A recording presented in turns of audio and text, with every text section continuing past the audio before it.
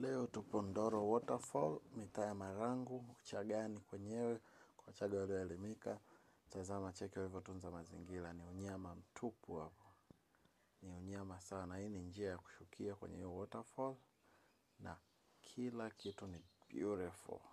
Hapo ndio maeneo ya waterfall yenyewe ilipo. Tazama kuna baridi moja matata. Ukifika huko utajutia.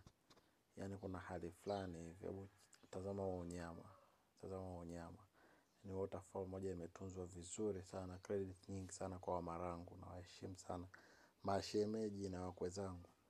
Tazama mazingira yalivyotunzwa. Hayajaguswa. Wamehakikisha kila kitu kipo sawa. Kuanzia vizazi mpaka tunakutana sisi. Yaani napafeel kutoka moyoni. Hebu cheki unyama huo.